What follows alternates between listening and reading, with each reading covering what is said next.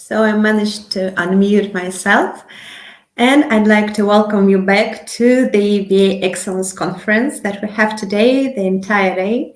I hope you did have a wonderful coffee break, maybe even lunch break. Hope it was delicious for you, and hope you're ready to join our next demonstration. But before that, let me just remind where we are. We are all on a BA Excellence conference that we have for the first time, and having this as a BA global community that has started from EPAM and have already more than 4,000 participants and more than 20 different companies united here. So you are again very welcome for our today's conference. We have already heard so many wonderful topics so far, and now we're going to have the next one. But before that, I'd like to remind you that you can also join us with YouTube or via community platform, which is the main one for us, and as well as via social medias. So you're welcome. Let's start with the next participant. I would like to introduce to you a very wonderful person, senior business analyst at EPAM, Yaroslav Kaminsky. He has a very wide experience both in local and international markets with many domains, many spheres for many years already. And the topic that he's going to present us today is very useful for all BAs across all countries. So, best tips in communication process with stakeholders. Of course, I would like to remind you that you're free to prepare your questions and please type them in the chat. And after the session, after the presentation, we will ask our Yaroslav to answer them. So please feel free to type, and I'm passing my ball to Yaroslav. Yaroslav, you're very welcome. Hi all. Let me share agenda of our today's talk. There are three main topics. First topic is what are the parts of the effective communication. We will consider both communication sites and the communication channel in the relationship between them. Also, the second main topic is the communication as an event, the event from BA and stakeholders live, and what in how this event affects all the communication sides. And the third topic is consists of examples of my practice. Also, now let me introduce myself. My name is Yaroslav Kaminsky. I have a big IT experience, more than 20 years, as roles as developer, business analyst, system analyst, and project manager. Now I'm playing the role of lead business analyst on the big European projects. Also, in my work, I always pay attention to formal and informal aspects of the communication. And in this context, I will consider the term informal as a combination of verbal and non-verbal points of the stakeholders' voice and written speech. Okay, what are the parts of the effective communication? Firstly, it's both communication side. In our case, there are BA and stakeholder. Secondly, there is a communication channel as the object connecting the people. I can conclude that the sensible and emotional volume of information sent by one of the communication sites strongly depends on the sender and also on the receiver. But the quality of information presented strongly depends on the quality and type of communication channel. Okay, now let's consider all the parts of the effective communication. The first part is the stakeholder as a person uh, who we are communication with usually in our work. In my humble opinion, we shall consider the stakeholder not only as information source for elicitation of requirements, of acknowledge of some materials and preparing the agreements, but first of all, the stakeholder is a person.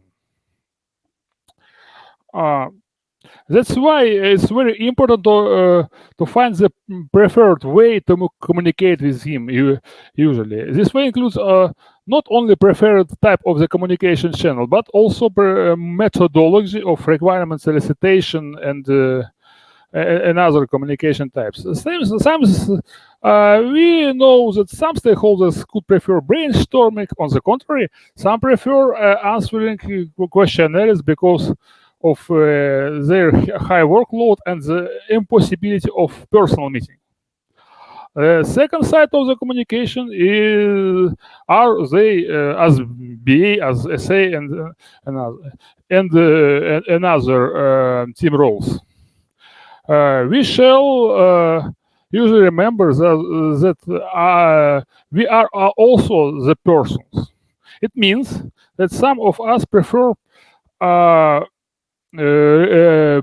requirements in one format, and the other, while the other give preferences to combination of another format, such as text, big text volume, or text with pictures or diagrams, or another embedded objects. In my opinion, the best results could be achieved during the communication in case when the preferred requirement format is the same for responsible BA and the most involved group of stakeholders. Okay, now we will consider the third part of the communication, a very important part, as the communication channel. Regarding the communication channel, one of the most important rules of communication says, let's suppose that we are sending 100% amount of information during the face-to-face communication. That means that the volume of information for voice communication is only 50% of volume for face-to-face communication, but within communication by email or messenger, we are sending only 25% of first amount of information because of a lack of some non-verbal points and another. Okay, now let's consider the advantages and disadvantages of each type of communication channel. First communication channel is face-to-face communication. It's very dynamic and saturated with practical and emotional information. But also this communication channel is costliest in terms of effort. It doesn't mean that the best results could be achieved exclusively by this channel, but we shall note the importance of this communication channel. The importance of this communication channel for reaching consensus both in the situation of clarifying issues that are extremely important for a project and in the situation of making the final agreement. The voice communication channel is very emotional rich and most useful for the distributed teams, especially in cases related to present situations like coronavirus, massive employee exodus, etc. Also, there is a specific way of using this channel in case when the problem solving couldn't be achieved during writing communication. We know this way as by phrase, let's continue by voice. Email communication channel is very suitable for the sending of big volumes on formalized information. represented both in text and in visual form. But at the same time, it's the slowest and most asynchronous communication channel. But the additional advantage of email or messaging communication is the ability, it's big, very important ability to think about the answer before the answer and prepare it before sending. So that we can see that while the dynamism and emotional reach of the communications is being decreased within transition from face to face via voice to the messaging communication type, simultaneously the volume of the information could be sent, could be increased from the volume of formal information could be increased while we changing the communication channel into email or messenger. Let's go to the second part of our talks: is communication as an event. I could mention that any communication in our life is an event that involves all sides of communication in a relationship, even if this relationship is short-lived. The event, so that the challenge for BA consists of maximizing productivity of this affection. How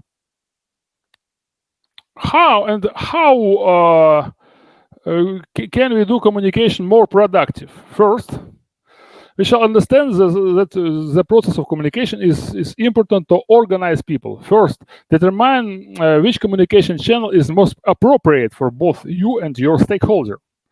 As I said previously, many of them, or stakeholders, for example, may prefer communication by mail, referring to their workload and impossibility of participation in voice or face-to-face. Others, on the contrary, are going to the switching to voice at first opportunity. Secondly, during the communication, we shall clearly understand the personal boundaries. Not only don't violate them by yourself, but also gently hint at the attempts of the other side to violate them. In my opinion, we all can remember the project in our experience when we or stakeholder attempt to violate personal boundaries, unfortunately. Moreover, it's also important to understand that an off-topic, what happens during face-to-face or voice-written communication, can also carry a very emotional semantic load. We know that at the beginning of each meeting, the small talks are meant to build bridges for conversation. It is the common practice in the world. But the off-topic happening in the middle of the dialogue could mean switching attention in search of an answer to one or another question. It's known that our brain works on a given task not only when working on it directly, but also in the background mode. That's why it's very, very important to give the another side of communication ability to search answer or solution by this way. That's why I usually don't try to return the stakeholder to the main topic in this case, but giving him an opportunity to think over the answer or find the solution. Let's go now to very contradictory part of our talk: formal and informal aspects of the stakeholder messages. In the process of communications through any of the communication channel, is important to pay attention not only to formal but also to informal aspects. Hereinafter, I understand under the informal combination of non-verbal and verbal and some verbal points appearing during the stakeholder speech or written message. In face-to-face communication, and when we are communication by voice, this is most easily done because we convey information not only with words but also with intonation, body language, etc. Based on these signals, we can recognize some stakeholder emotions. In case of we recognize any negative emotion, it makes sense to at least take a break and consider the next steps of communication. In the other case, if our dialogue leads to positive feedback, the biggest challenge consists of increase of the understanding. Below, with one example, I will tell you how it helped me personally. In the case of communication by email or messenger, it's more difficult to understand the meaning of some words, such as often using verbs, nouns, adverbials, etc. But in general, a discipline called semantic text analysis, using not only by artificial intelligence, but also by people, came in handy. For example, in my humble opinion, in case of stakeholder use a big amount of text during the communication, this may indicate that he wants more details from our answer. In this case, I prefer not to spare words in general and to describe the topic in detail in this case. On the other hand, short messages of this stakeholder may indicate both of his high workload and the expectation for the shortest and most accurate answer. I prefer to specify the most valuable points in my short answer in this case, but there will be arisen some situations in which the additional materials are required. I usually prepare these materials and put in the attachment and compose message by this way. This approach gives the other communication sides the abilities to look through these materials and make a decision later in the more appropriate circumstances. The second chapter is very, very important because all of us can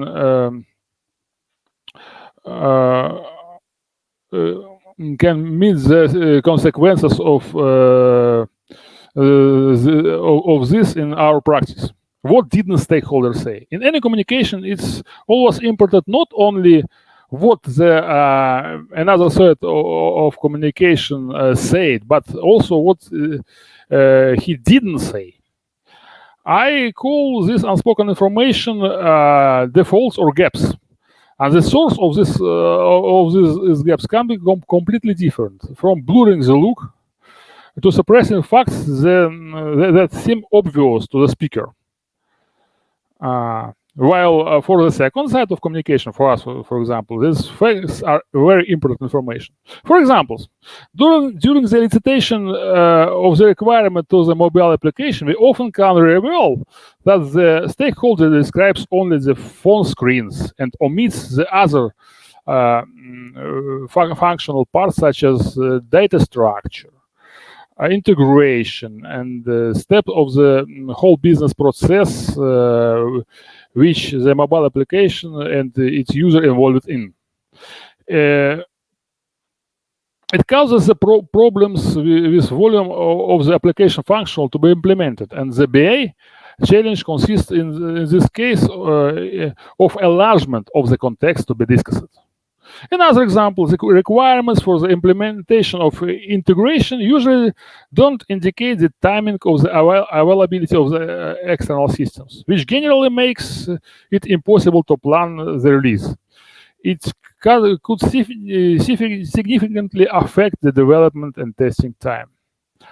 Also, another example is omit the knowledges about real IT landscape. When we are planning the integration between two systems, we usually suppose that they are near each other on the IT landscape, but in the reality, the production environment could be very rich to the another path through instances such as proxies, such as firewalls, and another. That's why we can test the integration on the test environment successfully, but it couldn't be working properly after immediately after delivery on the prod environment. Also, there are many techniques for identifying such defaults, but my favorite one is look from a different angle. Consider the information system to be implemented from the different points of view, such as data structure, place of system in the place of the implemented system in enterprise IT landscape, etc. Please also don't avoid interaction with other team members, such as team lead, architect, etc., in case of the gap detected in the stakeholders' information received. Now let me go to the practice examples. The first example. The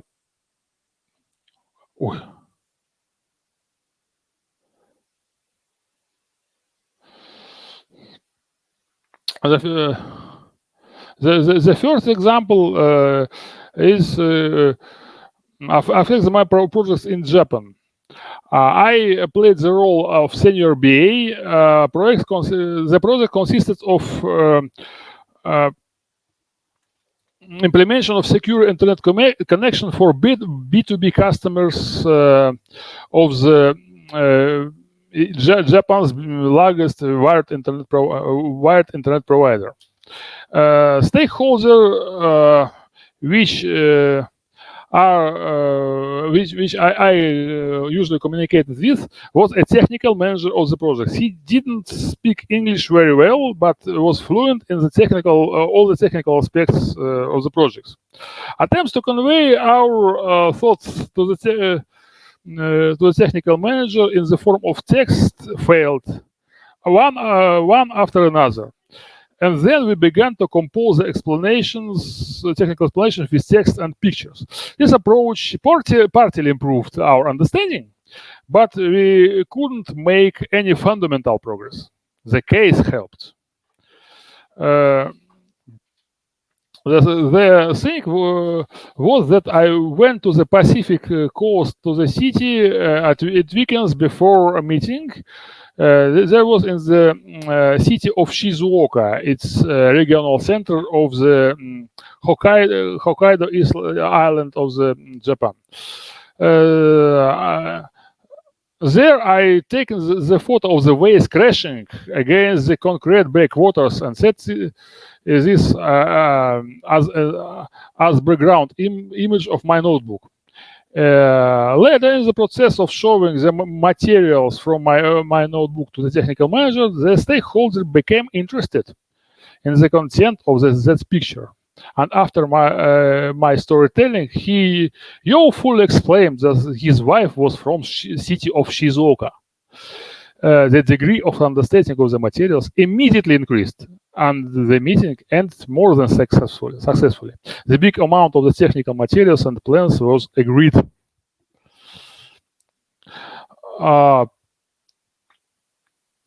The second example was on my project for build fixed internet connection for the B2C mobile customers of of the biggest one of the biggest Italian mobile provider.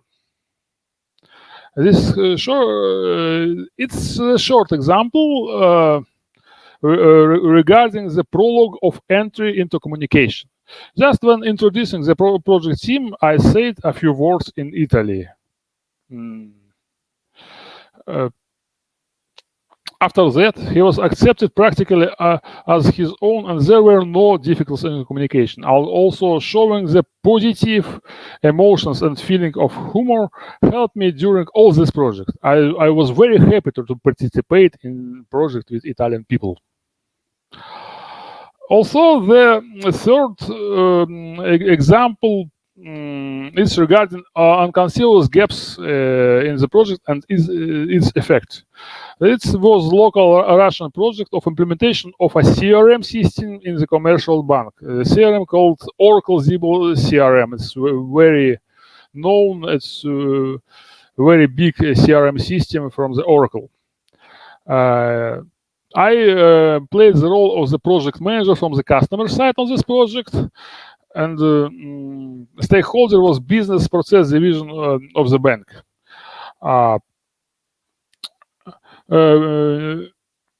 Immediately before delivery, before the deployment, I began to receive informal signals from colleagues from the IT departments with the context. Well, you understand that it will not work. I usually answered why. All the function is agreed. All the functionality is agreed, and all the successfully implemented and tested. But no one was able to explain me clearly what exactly won't work. And it took several days of a business trip to the bank's headquarters in Yekaterinburg city to identify the process gap. And all the gap was revealed in the description of the business process of the delivering bank card. This is the case caused a small CR and a shift in delivery terms by 2 weeks. And because we have any time, I can say the fourth example from my practice. It's communication with stakeholders being from the security division of big Russian commercial bank. We prepared all the requirements for the implementation of CRM system in this bank. There was another bank that I mentioned in the example 4. But during the negotiations with security division, they refused to agreement. Because they said us that there is not any requirements regarding informational security. We prepared the answer with some humor. We prepared the picture describing all the functional structure of the implemented system, including the subsystem of informational security subsystem, and write that implementation of this subsystem is out of the scope of this project.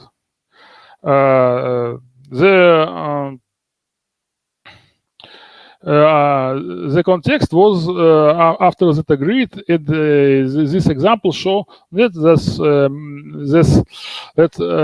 the requirement of the security division consisted of mentioning this division and this subsystem in the documents.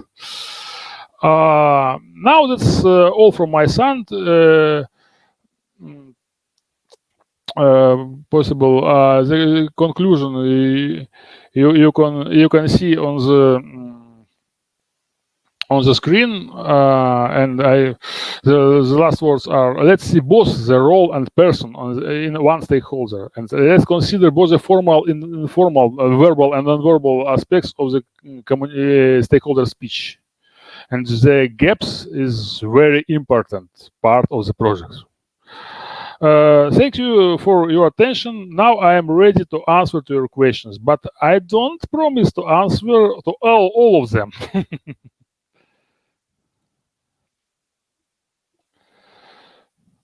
The first question consists of sometimes stakeholders strictly deny informational communication as well as small talks. Do you think we should try to overcome it? To accept it. It strongly depends on the situation.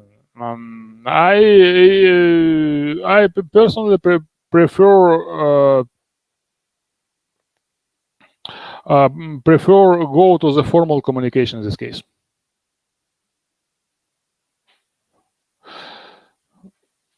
The next question is: sometimes the holders gets very irritated in case of other teammates double check some things or ask extra questions. What tips would you suggest here? It's very complicated questions, but there is many ways you using depends on the situation. For example, I can say that the additional questions I will send later by email, or if I see that the only a big amount of force couldn't resolve situation, I will prepare some pictures describing the problem. It's very, in my opinion, it's very suitable, for example, for Japanese people, as I described in the first example. The Japanese people, in my opinion, are visual people. That's why we can say more words, we can write, but one picture